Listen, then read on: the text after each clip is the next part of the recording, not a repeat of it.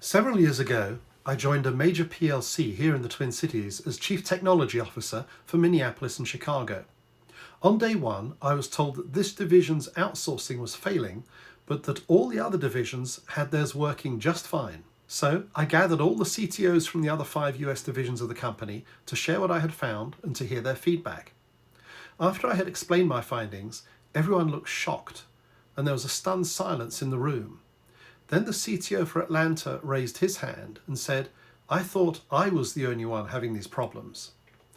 The VP for Philadelphia raised his hand and said, "No, I thought I was the only one having trouble." And so it went on around the room. Each of the 5 divisions of the PLC was having the same problems with outsourcing, but the vendor had told each one that they were the only division that was struggling. As a result of this, I set up a cross-divisional task force to crack that PLC's problem with outsourcing, and after 6 to 9 months, outsourcing was working like clockwork for every division.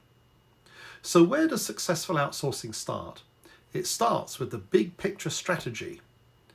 What do you want to get out of outsourcing, be it onshore, nearshore, or offshore?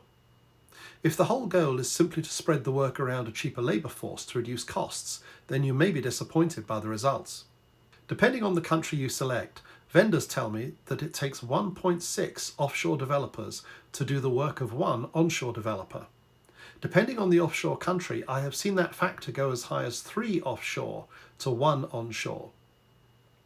I seriously doubt anyone who says that onshore to offshore headcount is a 1-for-1 ratio. There are too many factors involved here: language skills, knowledge of your company's business, years of experience in IT, etc.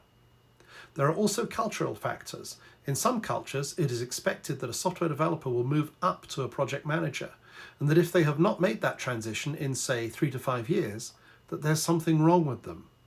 In that culture, it is therefore very hard to find a developer with 10 plus years of experience, and if you do find one, they will be billed at a high premium, often making them no cheaper than onshore. So can outsourcing really work? Yes, it can.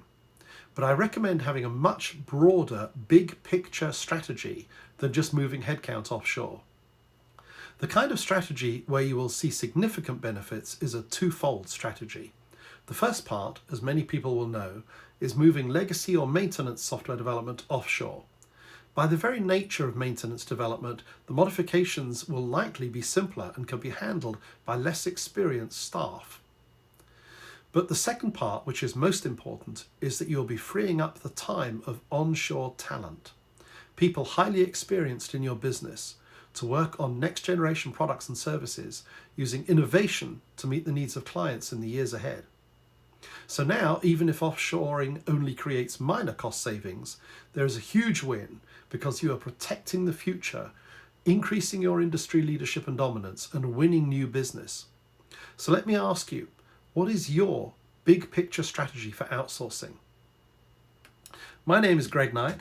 I provide executive level IT consulting, specializing in transformations, mergers and acquisitions, outsourcing, IT strategy, and IT improvements. If you'd like a chat about the issues your company is facing, please feel free to reach out over LinkedIn or email. Also, I have recently released a new book on Amazon, Bringing Order Out of Chaos in IT, which some CIOs have described as a how-to manual for IT executives. Thank you for watching this video.